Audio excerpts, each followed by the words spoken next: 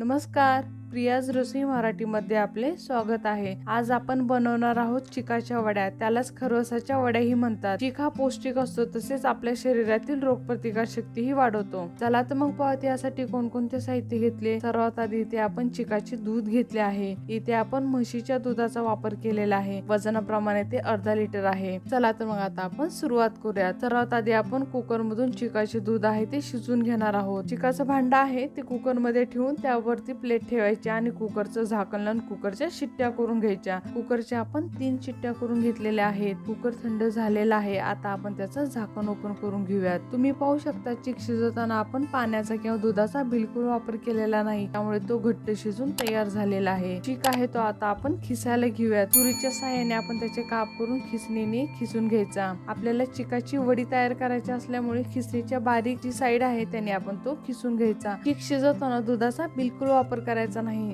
राहिलेला जो चिक आहे तो पण आता आपण खिसून घेऊयात। अशा प्रकारे आपला चिक खिसून झालेला आहे। खिसलेला चिक आहे तो आपण मोजून घेतलेला आहे, जेणेकरून आपल्याला साखरेचे प्रमाण कळेल। साधारणपणे चिकाच्या 3 वाट्या भरल्या आहेत। आता आपण वडी तयार करायला घेऊयात। कढई गरम झाली की त्यामध्ये खिसलेला चिक आहे तो घालून घ्यायचा। 2 ते 3 मिनिटं हा चांगला परतून घ्यायचा, जेणेकरून त्यातील ओलसरपणा आहे तो कमी होईल। चिक परतून झालेला आहे। आता आपण त्यामध्ये चवीनुसार साखर घालून घेऊयात। आपण 2 वाटी साखरेचा वापर केला आहे। तुम्हाला जर कमी गोड हवे असेल तर 2 वाट्यांऐवजी मग तुम्ही 1.5 वाटी साखरेचाही वापर करू शकता। आपला चिक जवळपास 3 वाटी भरला असल्यामुळे आपण 2 वाटी साखरेचा वापर केलेला आहे। आपण चिकाची वडी थोडीशी गोड बनवत आहे। साखरेचे प्रमाण तुम्ही तुमच्या आवडीनुसार कमी जास्त करू शकता। साखरेमुळे चिकाला पाणी सुटलेले आहे। आता आपण 2-3 मिनिटांनी मध्ये मध्ये हे हलवत राहायचे। चिक आपल्याला चांगला घट्ट होईपर्यंत परतून घ्यायचा आहे। चिक आहे तो मध्ये मध्ये हलवत राहायचा, जेणेकरून तो कढईच्या तळाशी चिकटणार नाही। तुम्ही पाहू शकता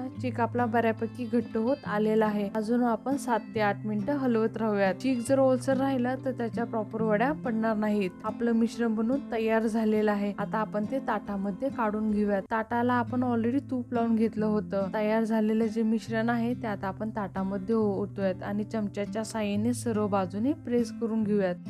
प्रेस करून झालं की वड्या थंड होण्यासाठी ठेवून देऊयात। वड्या थंड झाल्या की आपण त्याचे काप करून घेऊयात। वड्या आपल्या थंड झालेल्या आहेत। आता आपण सुरीच्या साहाय्याने त्याचे काप करून घेऊयात। ताटाला वड्या चांगल्या घट्ट चिटकून बसतात, त्यामुळे सुरीच्या साहाय्याने रिपीट एकदा फिरून घेतले आहे। अशा प्रकारे आपले चिकाच्या वड्या बनून तयार झालेल्या आहेत।